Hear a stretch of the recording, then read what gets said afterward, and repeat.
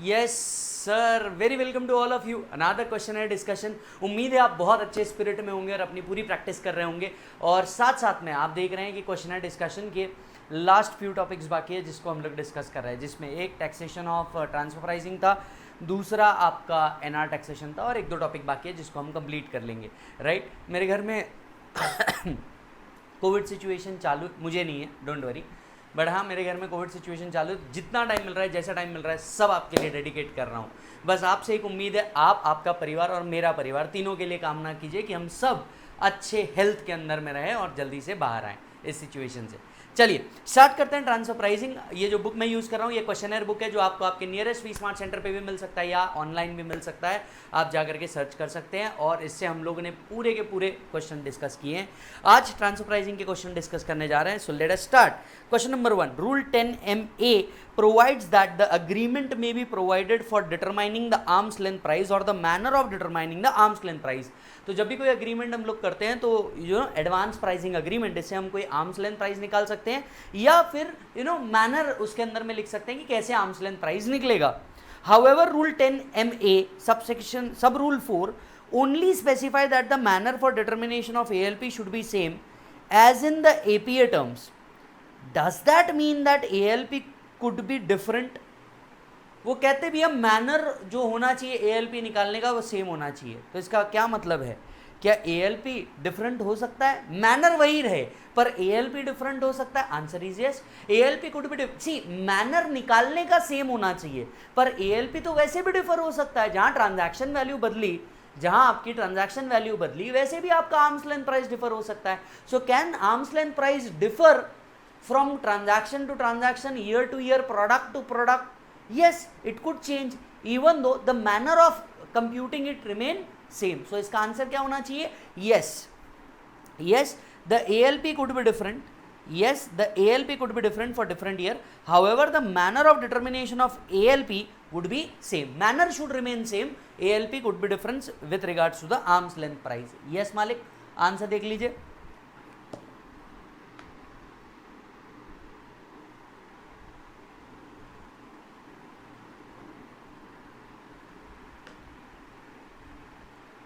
Yes. Next question base करता है roll back के ऊपर। देखिए रीसेंट टाइम्स में ना अब आपको वो ट्रेडिशनल आर्म्स लेंथ प्राइस जिस तरह से पूछे जाते थे वो कम, और आपके कॉन्सेप्चुअल चीजों पे ज्यादा फोकस करेंगे वो लोग। Arms length price, roll back provision, इन चीजों के ऊपर ज्यादा फोकस करेंगे। सो क्वेश्चन नंबर 2 इससे रिलेटेड है। Will there be a compliance audit for the roll back here? Would critical assumption will have to be validated during the compliance audit? आपको याद होगा अगर कोई एपीए लेता है तो उसके कंप्लायंस ऑडिट होते हैं। यस और no? Every year there is an audit. क्योंकि यार रोल बैक ईयर्स की भी होते हैं। Answer is yes, rollback years के भी होते हैं, ये चेक करने के लिए कि भैया क्या मेथोडोलॉजीज, assumptions सारे के सारे सेम है कि नहीं है। सो क्या रोल बैक ईयर्स के भी ऑडिट होते हैं? याद करो हम लोगों ने इसको डिस्कस किया था कि हाँ होते हैं sir. Since the rollback provision are for the past year, ALP for the rollback year would be agreed after all examination of fact, including the validation of critical assumption. Hence, compliance audit for the rollback year would primarily be to check if the agreed price or methodologies has been adopted in the modified return or not. So, इसका answer क्या रहेगा? Yes.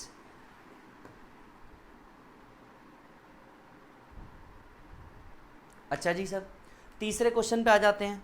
Weather the applicant has a option to withdraw the roll back application, can the application be accepted rollback without accepting the APA for the future year? ध्यान से सुनिए, यहां एक नहीं दो क्वेश्चन है। पहला क्वेश्चन, क्या रोल बैक विड्रॉ हो सकता है? ये पहला क्वेश्चन, इसका जवाब तो हाँ है। हाँ, एपीए को मेंटेन करते हुए रोल बैक विड्रॉ हो सकता है, कोई प्रॉब्लम नहीं है। रोल बैक लेना है या नहीं है ये तो वो ऑप्शन पे टिक करना पड़ता है फॉर्म पे, रोल बैक आपको लेना है या नहीं है। So you can have APA without having a rollback. अब दूसरा सवाल, can the applicant accept the roll back result without accepting the APA? Yes, answer is, इसका आंसर है नो, ये नहीं हो सकता साहब। क्यों? क्योंकि आपको एपीए तो सिलेक्ट करना ही पड़ेगा। आप एपीए सिलेक्ट करे बगैर सिर्फ रोल बैक सिलेक्ट करो, ये पॉसिबल नहीं है। So the applicant has an option to withdraw its rollback application even while maintaining the APA. However, it is not possible to accept the rollback result without accepting the APA for the future year. So it may also be noted that the fees shall not be refunded even where the rollback application is withdrawn even when the rollback application is withdrawn. So ये था तीसरा question, check कर लो मालिक.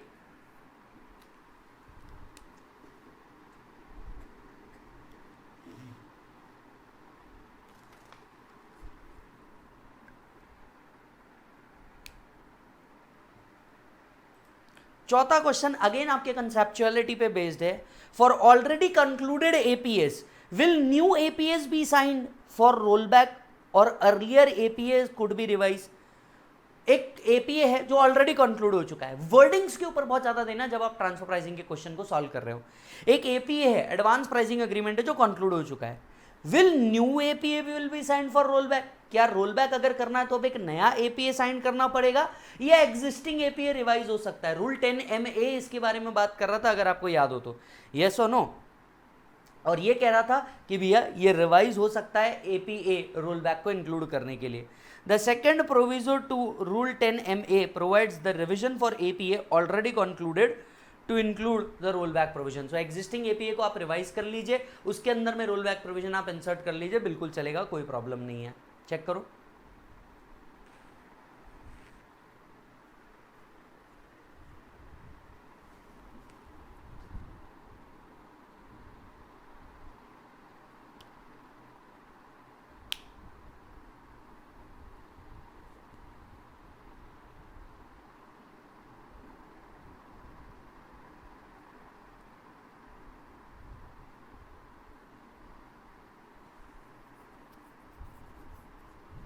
Done.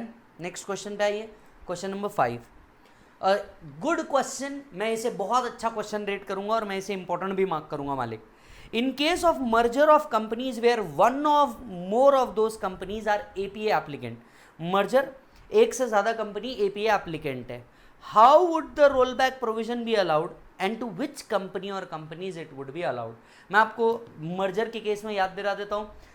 Roll back उसी को मिलता है जिसने अप्लाई किया है. ये एकदम सीधी बात है इसका जवाब देने के लिए. सो लेट से ए और बी मर्ज हो गए, सी बना. सी ने अगर अप्लाई किया तो सी को बेनिफिट मिलेगा, ए और बी को बेनिफिट मिलने वाला नहीं है. इन शॉर्ट जिसने अप्लाई किया उसको मिलेगा, बाकी किसी को नहीं मिलने वाला. So the agreement is between the board and the person.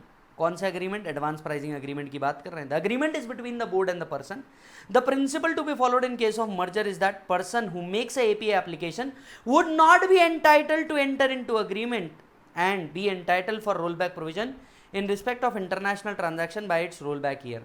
Other person who have merged with this person would not be entitled to make the rollback provisions. So if ABC merged to form C, ABC ने C form किया and C is the APA applicant, उसमें से ABC में से C APA applicant है, then agreement can only be entered into with C and only C would be eligible for rollback provision. A and B would not be eligible. क्यों? क्योंकि application किसने की थी? C ने की थी, तो C को ही ये बेनिफिट मिलेगा. Further A and B C बनी. अब उसमें से एक भी एप्लीकेंट था क्या? नहीं. एक नई कंपनी आई, नई कंपनी ने एप्लीकेंट किया. The C is the applicant, then nobody would be eligible. A or B would not be eligible. Yes. चलो जी. Now C is the APA applicant. ये नया है भैया, तो A और B दोनों को भी नहीं मिलने वाला. चेक कर लो.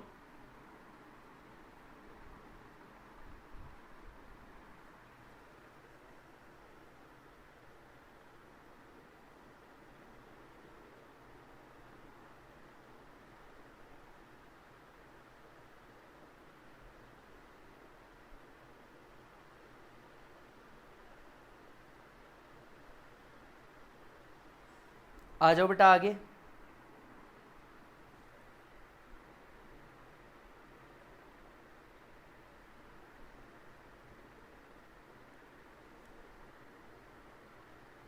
चेक करो.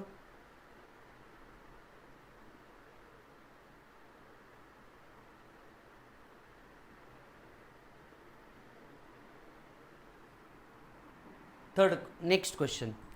इन case of demerger of an APA applicant, कोई एपीए एप्लीकेंट था, उसका डीमर्जर हो गया, और सिग्नेटरीज इनटू 2 और मोर companies who will be eligible for the roll back provision. आपको अगर याद होगा तो ये सारा उस सर्कुलर से रिलेटेड क्वेश्चन है. वो सर्कुलर जिसमें Q&A पूछे गए थे, वही सारे क्वेश्चन यहाँ पे लाए गए हैं. येस और no. The same principle as mentioned in the previous answer, जिसने अप्लाई किया उसको बेनिफिट मिलेगा.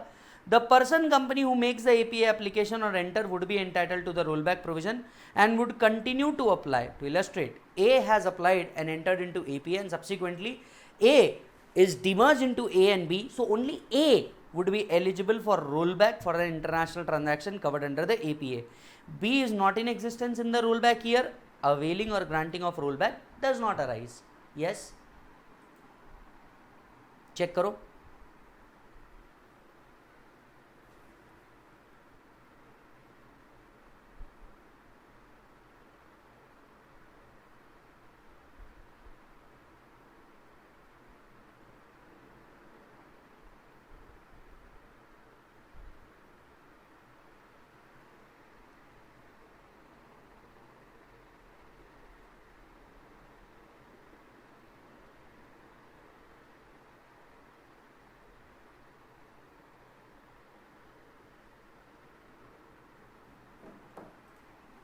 क्वेश्चन नंबर 7 की बात कर लेते हैं. Examine the consequences that would follow if the AO makes adjustment to the arm's length price in the international transaction of an assessee, resulting in increase in taxable income. What are the remedies available to the assessee to such dispute? पहली दो line question की काम की नहीं, last का question काम का है. What are the remedies available against the increase of income in the arm's length price? अगर arm's length price के तहत अगर आपकी taxable income को बढ़ा दी जाती है तो आप क्या रेमेडी अवेलेबल रखोगे? याद करो चार्ट में 3 पार्ट थे. एक था आप क्या करोगे, अपील कर सकते हो. Yes, appeal to appealing authority कर सकते हो. दूसरा आप डीआरपी में जा सकते हो, डिस्प्यूट रिजोल्यूशन पैनल में जा सकते हो. याद आ रहा है, डिस्प्यूट रिजोल्यूशन में पैनल में जा सकते हो, आप रिवीजन के लिए जा सकते हो, आप अपील के लिए जा सकते हो. 3 ऑप्शन आपके पास अवेलेबल है. सो चेक करिएगा. In case AO make the adjustment to the arm's length price in an international transaction which result in increase in taxable income, following consequences shall follow. कोई डिडक्शन नहीं मिलेगा 10AA में और chapter 6A में against this increase income. No corresponding adjustment would be made to total income of the other associated enterprises on account of increase in total income of assessee on the basis of arm's length price so computed. Remedies available is you go to 144C, that is dispute resolution panel. In other case he can file an appeal. He can file an appeal to Commissioner Appeal under 246 within 30 days from the date of service of notice. He can opt to file an application for revision order under 264. तो एक वो appeal में जा सकता है, दूसरा वो revision में जा सकता है, तीसरा वो डीआरपी में जा सकता है. ये 3 रेमेडीज उसके पास अवेलेबल है. ये 3 रेमेडीज उसके पास अवेलेबल है.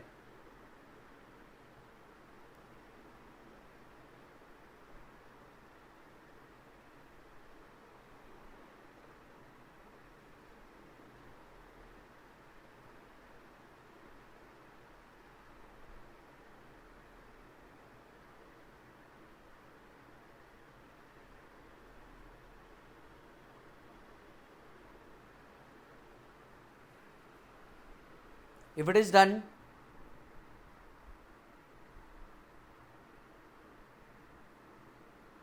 बहुत बढ़िया.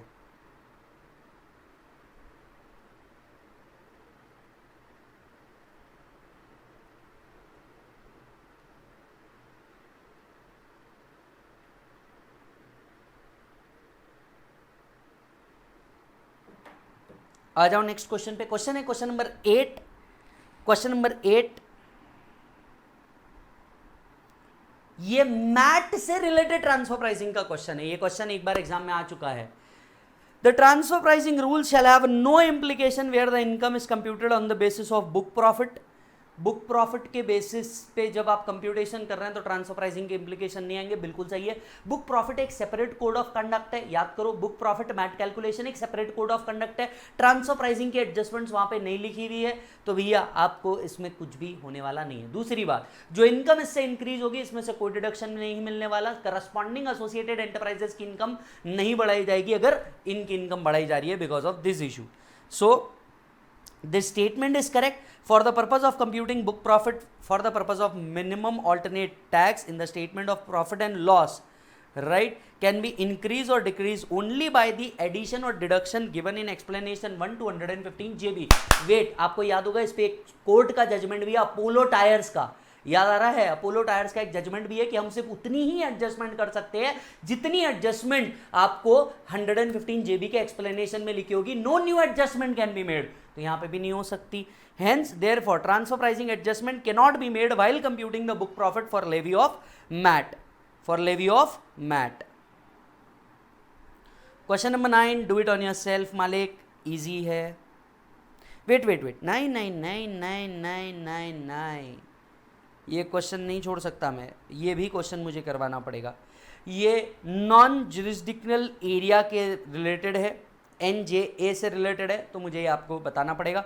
Mark this question as important as well, mark this question as important and well. A Limited, an Indian company, provides technical services to the company. एक लिमिटेड ने इंडियन कंपनी को technical services the. XYZ Incorporation which is located in NJA. So एक company ने को technical services दी, किसको भैया? XYZ who is located in NJA for a consideration of 40 lakh. It charges 42 lakh for similar service rendered to PQR Limited, ठीक है, which is not in NJA. PQR is not an associated enterprises. Discuss the tax implication under 94A. Read with section 92C in respect of above transaction for the provisions of technical services by A Limited to XYZ Incorporation. अगर किसी के साथ आपने NJA में transaction किया है तो वो डीम्ड एसोसिएटेड एंटरप्राइजेस माना जाएगा, ट्रांजैक्शन को इंटरनेशनल ट्रांजैक्शन माना जाएगा। जो 3% का कैप मिलता है वो 3% का कैप मिलने वाला नहीं है, याद आ रहा है तुम लोगों को? सो since XYZ Limited is located in NJA, the transaction would deem to be an international transaction, would deem to be associated enterprises, and therefore transfer pricing provision would be attracted. Right? Cup method के through निकाला जाएगा because comparable uncontrolled method आपको दी हुई है। Since ALP is more than transfer price, ALP would be 42 lakh considered as income from international transaction. It may be noted that permissible variation between ALP and transfer price is not available in respect of transaction entered into with an entity in the NJA. जो 3% और 1% इन case of wholesale business का आपको variation मिलता है वो variation अब नहीं मिलेगा। चेक कर लो।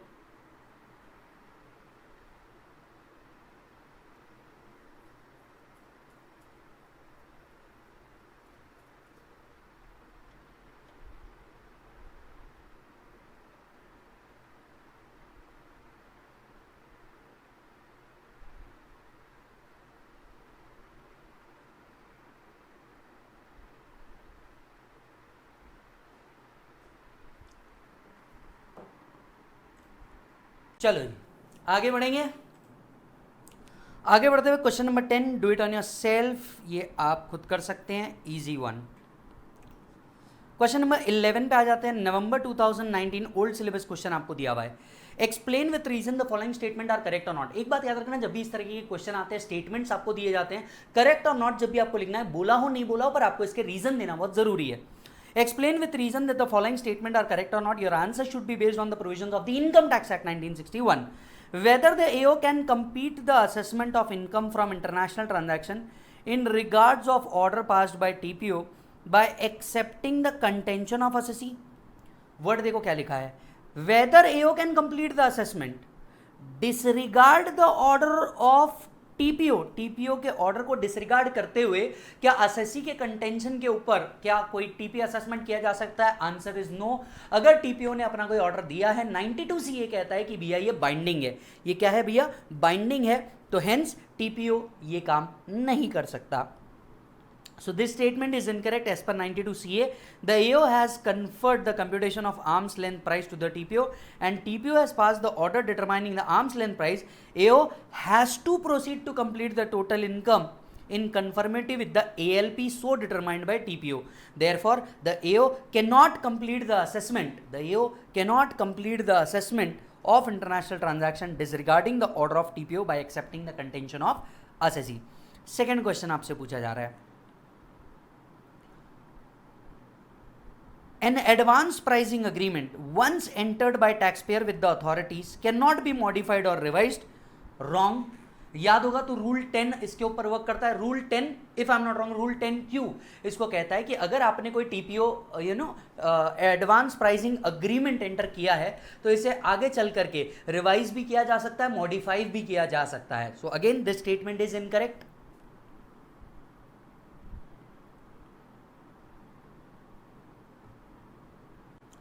either suo motu or on request of the assessee, right, or the competent authority or the director general of income tax. If there is a change in critical assumption, कब कब कर सकते हैं भैया? if there is a change in critical assumption, right, there is a change in law or any matter covered by the agreement but it is not in the nature render it agreement not binding, or there is a request by competent authority in the other country requesting the revision of agreement in the bilateral or mutual agreement. So भैया क्या ये change कर सकते हो? बिल्कुल कर सकते हो, कहीं कोई प्रॉब्लम नहीं है.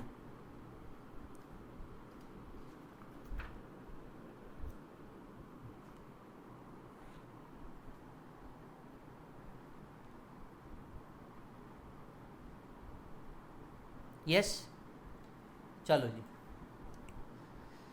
ये जो क्वेश्चन है नवंबर 2019 का है, which is based on safe harbour, right. मई 21 नवंबर 21 के लिए सेफ हार्बर रूल नहीं है, right. Old safe harbour rule है, वही आपको क्या किए गए, एक्सटेंड किए गए हैं. हालांकि मैं आपको बता दूं, जनवरी 20 का जो एग्जाम था, जनवरी 21 में जो एग्जाम लिया गया था, जनवरी 21 के अंदर में जो एग्जाम लिया गया था, दो उसमें भी सेफ हार्बर एप्लीकेबल नहीं था, पर वहां पे भी 4 मार्क का एक सेफ हार्बर का क्वेश्चन पूछा गया था. स्टिल तो मैंने क्वेश्चन इसके अंदर में जरूर रखा है सेफ हार्बर से रिलेटेड, देख लेंगे. और मैंने अपने हर रिकमेंडेशन में ये कहा है कि आपको सेफ हार्बर रूल एप्लीकेबल नहीं है, पर अगर एक पेज वो एक्स्ट्रा पढ़ के भी चल जाओगे, तो जब इतना बड़ा पहाड़ पढ़ रहे हो तो वो एक पेज एक्स्ट्रा पढ़ के चल जाओगे तो कोई बहुत बड़ा फर्क नहीं पड़ने वाला है. चेक कीजिएगा. Akanksha limited as an Indian company is engaged in the provision of contract of R&D services, right, a foreign company which guarantees 18% of total borrowing. अच्छा जी, देखिए क्या लिखा है, which guarantees 18% of total borrowing of Akanksha Limited, Palak Incorporation is a non-resident. Akanksha Limited assumes significant risk. अच्छा जी, insignificant risk. The aggregate value of transaction entered by Akanksha Limited with Palak is 75 crore. ठीक है. The declared operating profit margin is 7.5 crore and operating expenses is 34 crore. So 7.5 divided by 34. अच्छा जी. In light of the above fact, please discuss whether the TP declared by Akanksha Limited, who has exercised the valid option of safe harbor, will be acceptable to the income tax authority or not. मैं आपको सबसे पहले तो याद दिला देता हूँ. Sir अगर इंटरनेशनल ट्रांजैक्शन की value up to 200 crore rupees होगी तो आप इस सेफ हार्बर को ऑप्ट कर सकते थे, आप इस सेफ हार्बर को ऑप्ट कर सकते थे. अब अगर आप देखो तो 7.5 डिवाइडेड बाय 34%, 22.059% आ रहा है, राइट. मतलब आपका operating profit margin to operating expenses का जो रेशो है ये 22.05 आ रहा है, which is less than the margin. R&D services के अंदर में जो मार्जिन होता है वो 24% का होता है, और 24% आपको मिनिमम शो करना है, और आप कितना शो कर रहे हो, 7.5 डिवाइडेड बाय 34%, 22.05 आप शो कर रहे हो, which is less than the safe harbour expected. Palak incorporation guarantees 18%, guarantee 10% के ऊपर चाहिए थी. 18% of the total borrowing of Akanksha Limited, both enterprises are deemed to be the associated enterprises. Therefore, the provision for contract of R&D services relating to the generic pharma drug, an Indian company to Palak Incorporation, foreign company, is an international transaction between the associated enterprises. The provision of contract of R&D services in relation to generic drug pharma is an eligible international transaction. Since Akanksha Limited is providing services with insignificant risk to non-resident associated enterprises and exercise the valid option, it is an eligible assessee.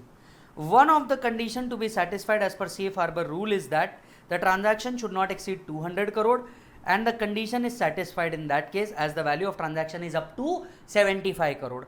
However, Akanksha Limited has declared an operating profit margin of 22.059, that is operating profit divided by operating expenses, yes, which is less than minimum margin of 24 required to be deducted. Hence the same is not in accordance with the circumstances mentioned in safe harbor. Thus TP declared by Akanksha will not be acceptable to the income tax authority, और income tax authority यहाँ पे अपना TP खुद निकालेंगी. Yes और no, याद कर लो, जब भी आप सेफ हार्बर के अंदर नहीं होते हो तो फिर 92C या 92CA अप्लाई कर जाता है. Is that done?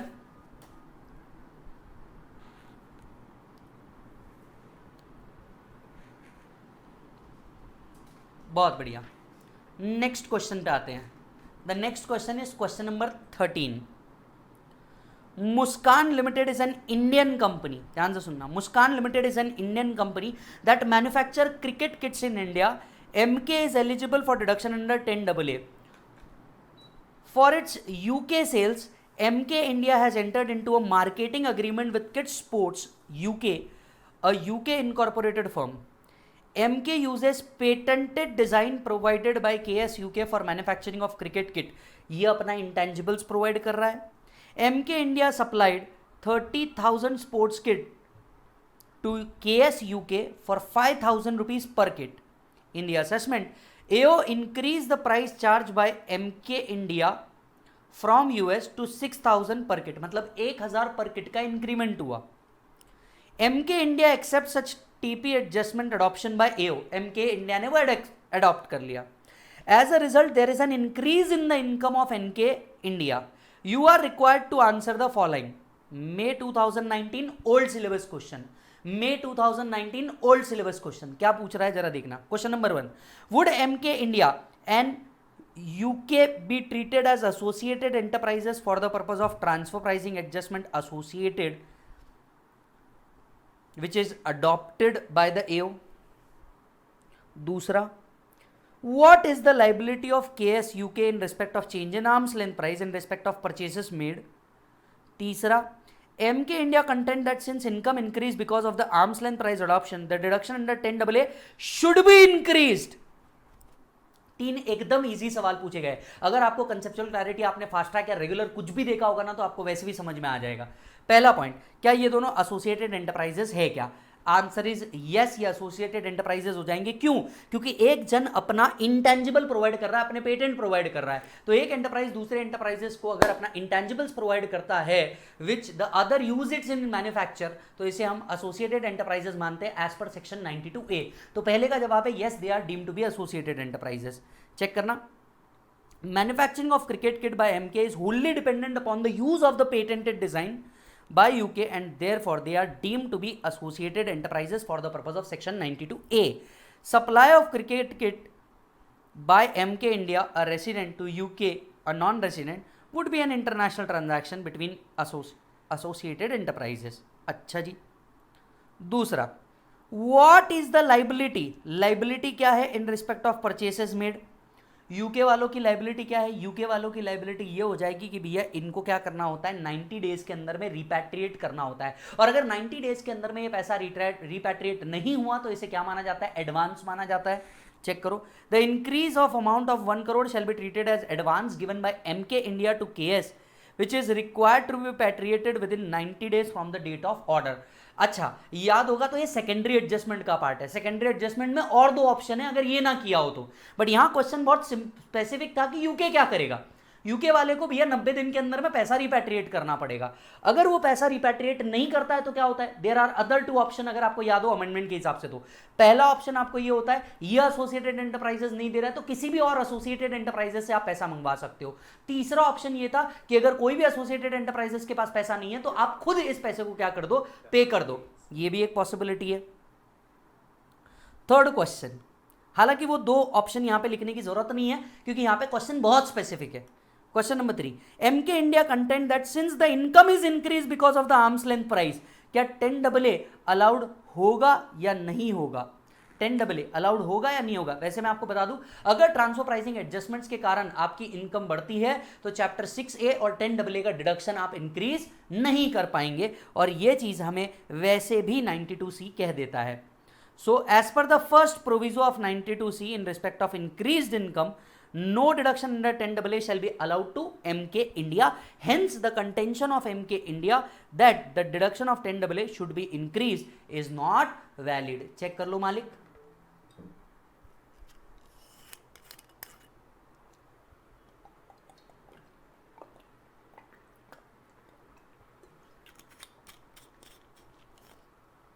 बहुत बढ़िया साहब। Question number 14, do it self. Question number 15, it's a May 2018 new syllabus question. May 2018 new syllabus question, और यहाँ पे हमें आर्म्स लेंथ प्राइस निकालनी है, वो भी कॉस्ट प्लस मेथड के हिसाब से। Compute the arm's length price as per cost plus method and amount to be added if any to the income of Amar private limited. Cost plus method के हिसाब से निकालनी है। कॉस्ट प्लस मेथड के हिसाब से किस तरह से निकाला जाता है, पहले याद करो। सबसे पहले direct cost, indirect cost plus GP margin add किया जाता है, ऐड और less on account of functional differences, final आपका आर्म्स लेंथ प्राइस निकल जाता है। ठीक है सर, फाइनली आपका आर्म्स लेंथ प्राइस निकल जाता है। तो जरा चेक करते हैं यहाँ पे कॉस्ट किस किस तरीके से आएगी। Amar private limited Bangalore is engage in the IT enable services which is it is the subsidiary of ABC incorporation US. ABC incorporation US, तो ये दोनों एसोसिएटेड एंटरप्राइज तो हो गए 9A के हिसाब से, बिकॉज एक ने दूसरे का more than 26% of the capital hold कर लिया, तो पहला लाइन ये आ जाएगा। It also provide similar services to SAC in Singapore, its billing to the other is billing and other information as given. ABC incorporation को $85,000, SAC को $70,000। ठीक है। ABC Incorporation has provided a loan of $1 lakh to Amar Private Limited towards the purchase of hardware for executing its project. Rate of interest charge on the said loan is 3%. Okay. Direct and indirect cost incurred is $100 and $200 per hour respectively. ये line काम की है बाबू, direct and indirect cost. Amar Private Limited works 9 hours per day for 15 days to execute the project, and ABC Incorporation 8 hours per day for 15 days to execute the project of SAC। मतलब अब इधर अगर आप ध्यान से देखोगे, अमर private limited Bangalore ने कुछ सर्विसेज देनी है, ये सिमिलर सर्विसेज वो SAC सिंगापुर को भी देता है।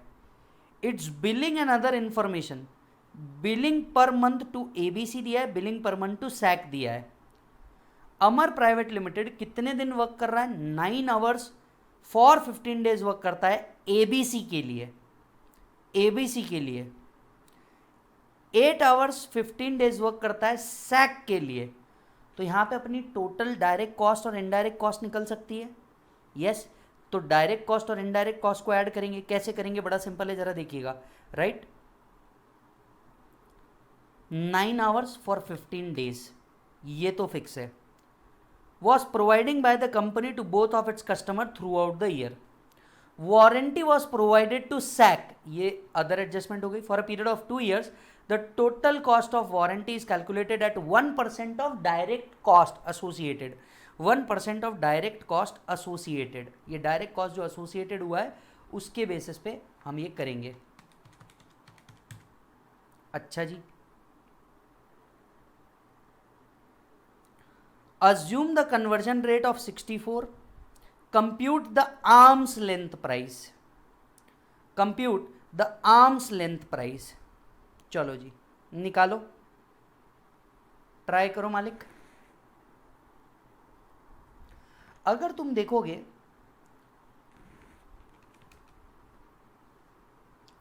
चलो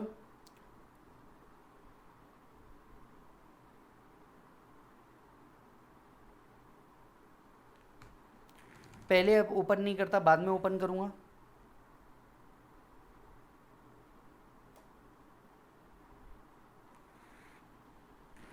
सी, direct and indirect cost is $100 and $200 per our.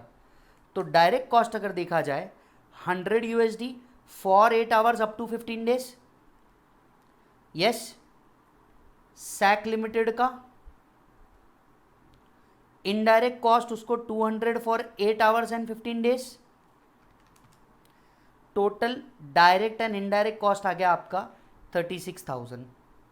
आपका बिलिंग पर मंथ है 70,000, तो आपका मार्जिन क्लियर कट आ गया।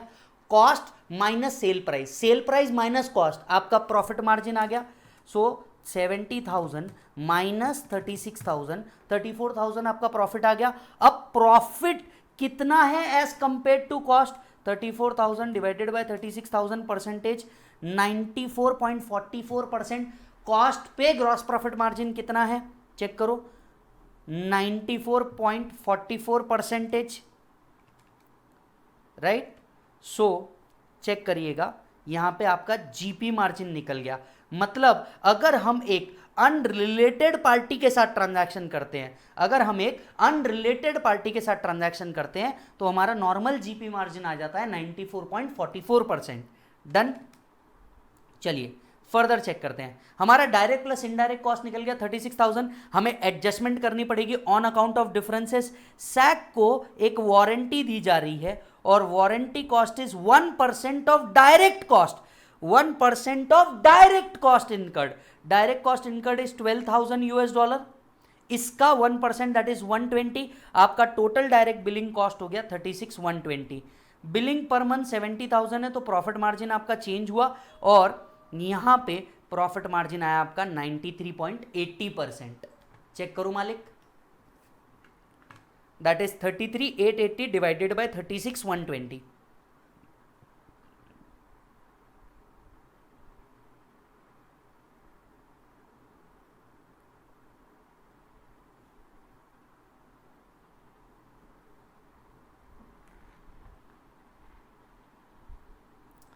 अब अगर हम किसकी बात करें, एबीसी की बात करें, एबीसी की बात करें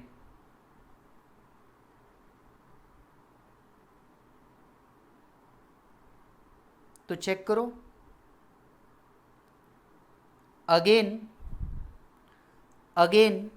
वापस से चलते हैं। Amar private limited works 9 hour for 15 days for ABC and 8 hours for SAC. अब एबीसी के लिए निकालना होगा, अभी तक हमने किसके लिए निकाला, सैक के लिए, अब एबीसी के लिए निकालते हैं। सो यहां पे भी 100 hours for 9 hour up to 15 days, 200 for 9 hours up to 15 days. Total direct and indirect cost निकलेगा। यस अच्छा जी, साथ में adjustment on account of differences. ABC has provided a loan of 1 lakh at 3%। Yes, so 1 lakh into 3% divided by 12। Sir divided by 12 क्यों, हम per month billing कर रहे हैं तो हमें पर मंथ इंटरेस्ट लेना होगा। ये भी ऐड बैक कर देंगे, आपका टोटल कॉस्ट बनेगा 40,750 रुपीज। यस और नो। अगर मैं सर्विस दे रहा हूं तो interest is a cost to me, इसीलिए इसको ऐड किया गया। अगर मैं सर्विसेज दे रहा हूं तो interest is a cost to me, इसीलिए इसको ऐड किया गया। मेरे डायरेक्ट इनडायरेक्ट कॉस्ट में जो इंटरेस्ट मैं पे कर रहा हूं एबीसी को वो भी ऐड हो जाएगा, इसीलिए इसको ऐड अप किया गया। 40,750 मेरा टोटल कॉस्ट आया। मेरा प्रॉफिट मार्जिन मैं अप्लाई करूं आफ्टर ऑल एडजस्टमेंट तो वो आता है 93.80।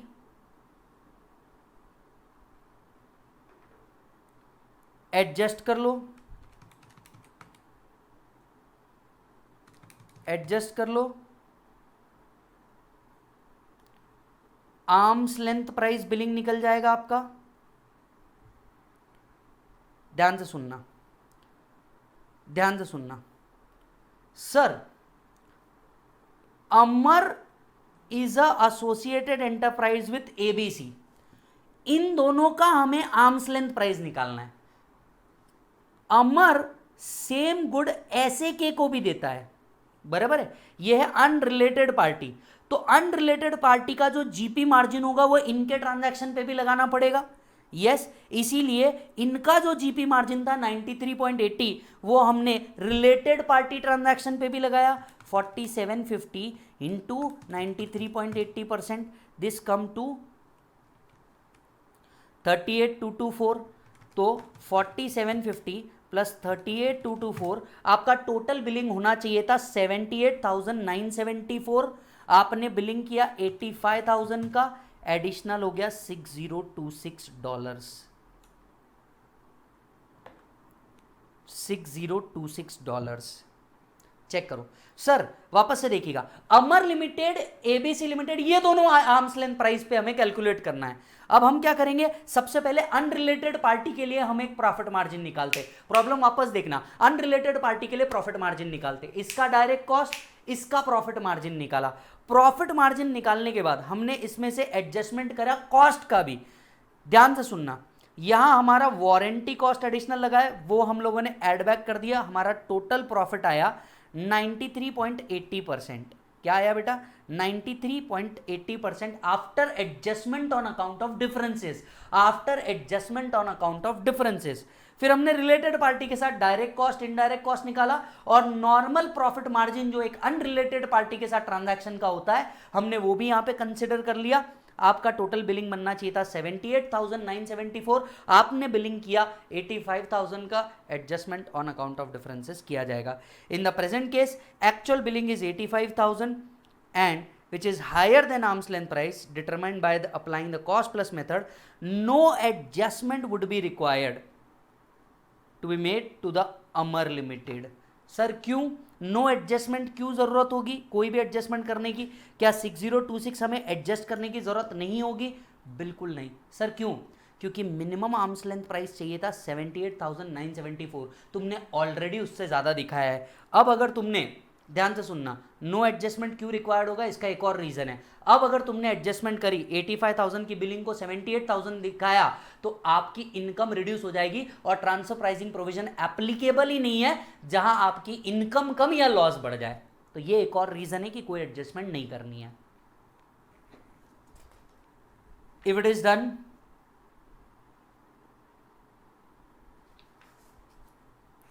बहुत बढ़िया। Mark this question as important, cost plus method का ये एक बेहतरीन क्वेश्चन है।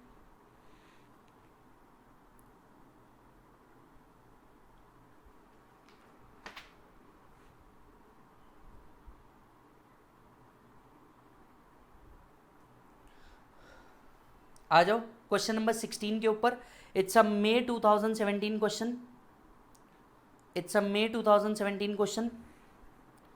M Limited, a US company, has a subsidiary N Limited in India। तो M Limited की, which is a US company, has a Indian subsidiary। तो ये दोनों कौन हो गए? Associated enterprises. M Limited sell computer monitor to N Limited for resale in India, और ये इसको क्या करता है? रीसेल करता है। M Limited also sell computer monitor to K Limited, another computer seller। M Limited K Limited को भी देता है जो अगेन कंप्यूटर्स को सेल करता है। It sell 50,000 computer to N Limited at 11,000 per unit।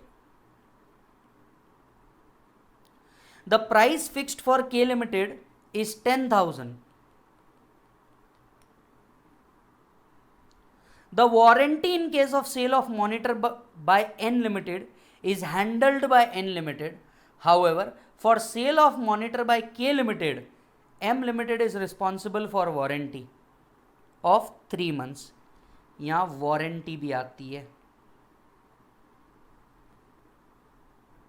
Both M and N offer extended warranty at a standard rate of 1,000 per month, sorry per annum, और ऐसी 3 मंथ की वारंटी होती है। On these facts determine the arm's length price and effect of the net profit of the company. बड़ा simple question है। क्या करना होगा क्वेश्चन में मैं आपको बताता हूँ, क्या करना होगा क्वेश्चन में मैं आपको बताता हूँ। बहुत सिंपल है, बहुत सिंपल है। देख मेरे भाई, ध्यान से सुन। सबसे पहले बात, जब भी टीपी का क्वेश्चन आए आपको सबसे पहला काम करना होता है दोनों को एसोसिएटेड एंटरप्राइजेस प्रूव करो। Here M and N subsidiary का रिलेशन है, तो भैया ये हो गए associated enterprises because more than 26% of the share capital is hold. Done. अच्छा जी, अब क्या करना होगा आपको? बड़ा सिंपल है। आप अनरिलेटेड पार्टी के साथ ट्रांजैक्शन कितने में करते हो? 10,000 में करते हो, बराबर है। इसमें से वारंटी हटा दो। वारंटी के लिए 1,000 रुपए लगते हैं इंटू 3/12, 250 रुपीज। क्योंकि N को जो दिया गया है वो विदाउट वारंटी दिया है, तो भी कॉस्ट कितना होना चाहिए था? 9750 होना चाहिए था। 9750 क्या होना चाहिए था? प्राइस होना चाहिए था। आपने कितने में दिया? N को 11,000 में दिया, माइनस 9750, 1250 आपने एडिशनल चार्ज किए, आपने एडिशनल चार्ज किए into number of product 6.25 crore आपके इनकम में एडिशन होना चाहिए। खत्म काम। बड़ा simple question. M limited is a foreign company and N limited is an Indian company. जब भी टीपी का क्वेश्चन आए आपको पहले एसोसिएटेड एंटरप्राइजेस लिखना ही पड़ेगा। राइट। एसोसिएटेड एंटरप्राइजेज है वो प्रूव करके देना ही पड़ेगा। M limited a foreign company and N limited an Indian company are associated enterprises since M limited is holding N Limited sells the computer monitor to N for resale in India. M also sell the identical computer to K, which is not an associated enterprises. The transaction is comparable uncontrolled transaction. Yes. Since it hold not less than 26% of the voting power, transaction are comparable using the cup method. Unrelated party को 10,000 में sold किया, इसमें से warranty का cost हटा दो क्योंकि अगर ये रिलेटेड पार्टी को हम वारंटी नहीं देते तो भी नेट प्राइस कितना आना चाहिए था 9750। आपने कितना प्राइस लगाया 11,000, डिफरेंस पर यूनिट कितना आया 1250, addition to be made 6 crore 25 lakhs।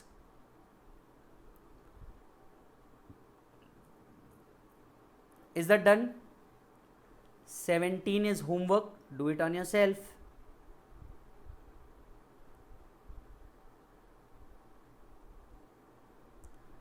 18th को भी आप सेल्फ कर सकते हैं। क्वेश्चन बड़ा सिंपल है, what are the factor to be considered while selecting the most appropriate method. Most appropriate method select करते वक्त आपको कौन कौन सी चीज़ें कंसिडर करनी होती है? अरे भैया अगर आपको याद हो तो मोस्ट रिलायबल मेजर ढूंढते वक्त हमें nature and class of international transaction, class और क्लासेस ऑफ पर्सन हमें देखना होता है, डिग्री ऑफ कंपेरेबिलिटी हमें देखनी होती है, nature and extent of assumptions देखने होते हैं, वही सारी बातें आएगी, देख लेना। 1 2 3 4 5 6 ये 6 पॉइंट ही है, 6 point purely theory. Nature and class of international transaction, class and class of associated enterprises, reliability of data, degree of comparability, accurate adjustment and nature and extent of assumptions. इतने पॉइंट आपको याद रखने हैं।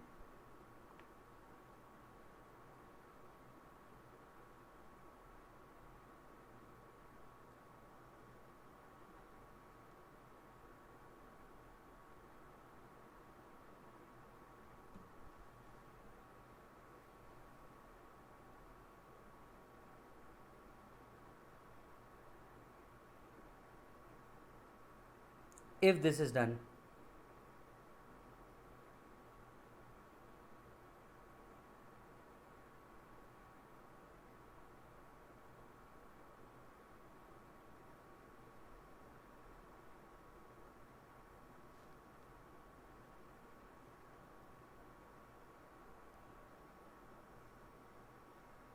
Done है जी, बहुत बढ़िया।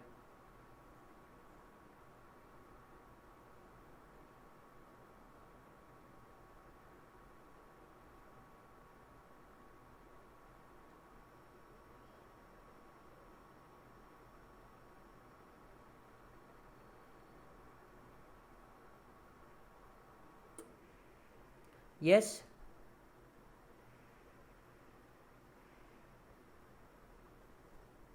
चलिए आ जाओ आगे। Let's do question number 19। It's a November 2004 question. US limited, ध्यान से सुनना, US limited a US company as a subsidiary in India. तो यूएस लिमिटेड IND लिमिटेड, ये दोनों हो गए associated enterprises. Sells computer to IND for resale in India. US also sell computer to CMI। Similar question लग रहा है आपको, right? It sell 50,000 कंप्यूटर, 11,000, सेम क्वेश्चन है, not need to be done. देखो 2004 का क्वेश्चन इंस्टीट्यूट ने खुद घुमा करके कौन से साल में पूछा था, चेक कर लो। मई 2017, नाम चेंज कर लिया, मतलब 2004 का 2017 में पूछा था। यस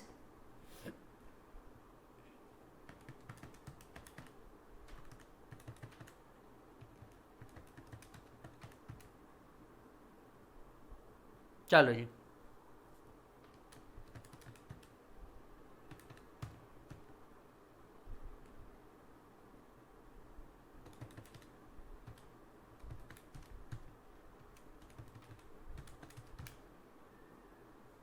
चलो आगे बढ़ते हैं। क्वेश्चन नंबर 20 देखते हैं। it's an easy one, still we'll do it. What are the methods under the arm's length price? कौन कौन सी मेथड है आर्म्स लेंथ प्राइस की? Relating to the international transaction is determined under 92C. 92C के अंदर में कौन कौन सी मेथड है? CUP method, RSP, CPM, transactional net margin method, any other method as may prescribe by board. ये हो गया पहला question solve. Question number B. A Limited is an Indian company which is a 100% subsidiary of B, a foreign company. मतलब ये दोनों associated enterprises हो गए. B Limited sell its product to A at 15 per unit. At the same time, it sell the product to unrelated party at 20. How will the arm's length price be determined in this transaction? In the above question, ध्यान से सुनना. A and B are associated enterprises. Arm's length price 20 होगी. A has booked the expenses at 15. Applying the arm's length price, हमें $20 को adopt करना होगा. In the above question, if A Limited is the sole selling agent of the products of B Limited, and if A Limited resold the goods at 20, how will the arm's length price be computed? Sir sole selling agent अगर है आप तो इसमें एक चीज़ missing है, normal gross profit margin. तो normal gross profit margin missing है तो आपको एक अजम्पशन डाल करके सॉल्व करना होगा. A and B are associated enterprises. Arm's length price would be determined as under resale price minus GP margin आपका आर्म्स लेंथ प्राइस बनता है. सो हमने 10% का जीपी मार्जिन यहाँ पे अज्यूम किया हुआ है. सो 20 माइनस 2 18 आया. आपने बुक किया है 15 पे. आर्म्स लेंथ प्राइस कितना माना जाएगा? $18 माना जाएगा. यस चेक करो.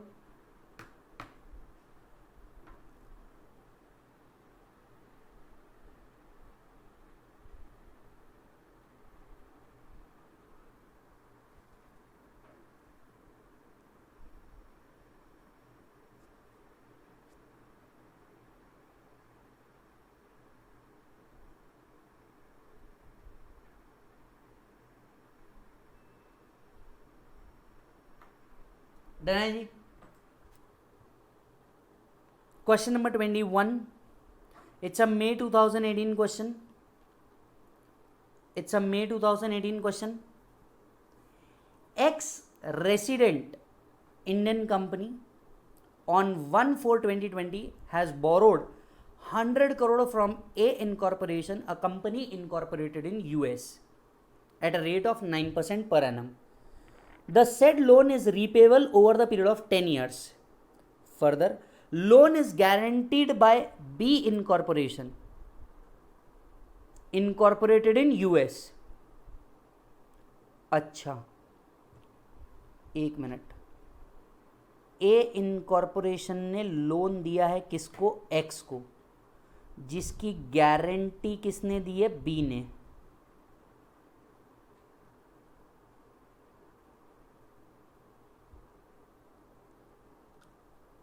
K Incorporation, a non-resident, hold the shares carrying 30% of voting power in X Limited. K Incorporation ने X के अंदर में 30% होल्ड करके रखा है. एंड B Incorporation, अच्छा, इसके भी 30% होल्ड करके रखा है.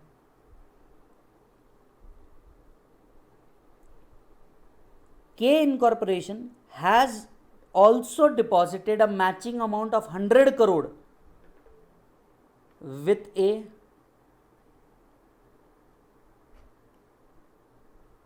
Other information.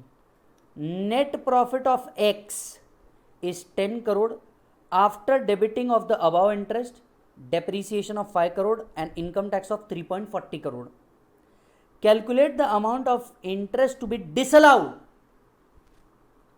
EBITDA का फॉर्मूला है 94B का सम है. Mark this as important. 94B का सम है. कितना अलाउड होगा याद होगा तो आपको जितना भी एक्सेस होगा इन एक्सेस ऑफ 30%, यस, और actual paid shall not be allowed. 94B के हिसाब से उस पर क्वेश्चन बेस्ड है. If an Indian company being a borrower incur expenditure by way of interest in respect of any debt issued by its non-resident AE and such interest exceed 1 crore, then interest paid or payable in excess of 30% of EBITDA or interest paid or payable, whichever is lower, shall not be allowed as deduction. Shall not be allowed as deduction. Further, debt is issued by lender which is not an associated enterprises, but an associated enterprises either provide a implicit or explicit guarantee. यहाँ पे एक दूसरा associated enterprises अगर इसे common control hold किया जा रहा है तो ये associated enterprises हो गए. Implicit explicit guarantee to such lender or deposit a corresponding amount or matching fund with the lender, such debt shall deem to have been issued by an associated enterprises and limitation of interest deduction would apply.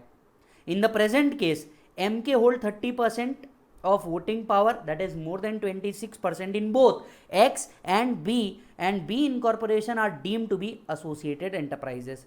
Since the loan of 100 crore taken by Indian company is guaranteed by B and associated enterprises, such debt shall deem to have been issued by associated enterprises and interest payable by A shall be considered for the purpose of 94B. आपका net profit कितना था? आपका net profit कितना था? Check करो. इस 10 crore rupees, इसमें आपकी और भी चीजें ऐड अप हो जाएंगी.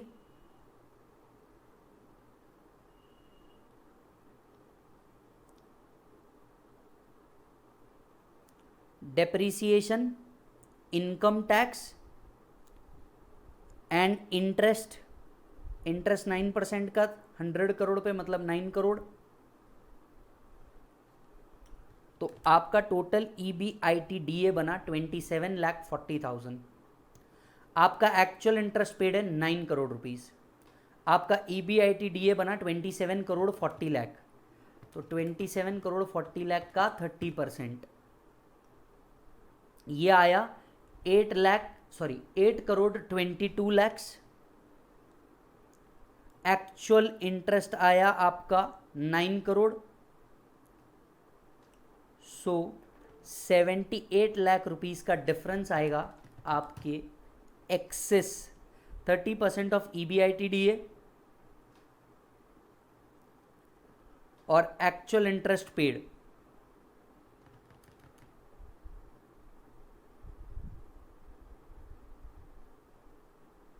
whichever is lower.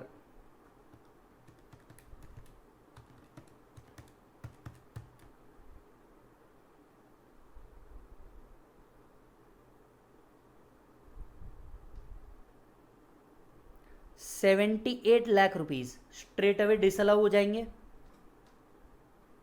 Access interest है,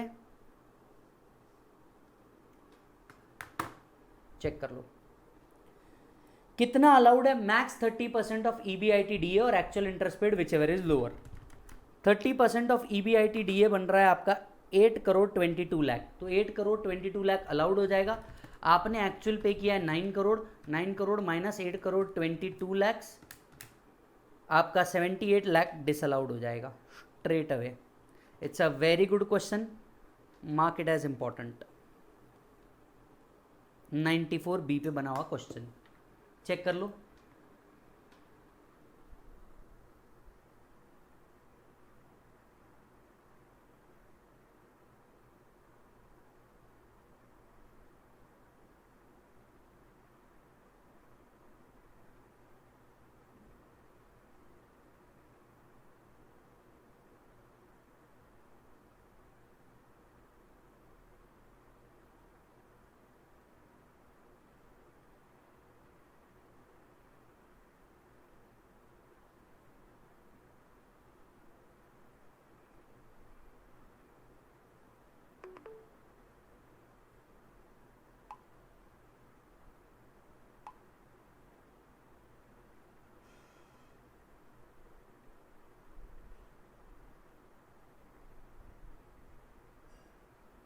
If it is done,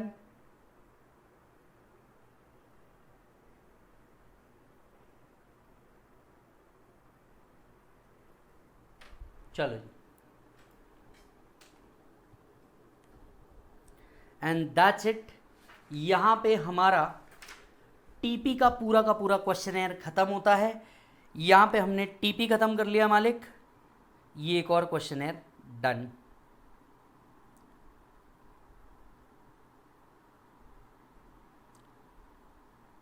is that done? That's it, thank you so much. मिलता हूँ आपसे नेक्स्ट क्वेश्चनर डिस्कशन में।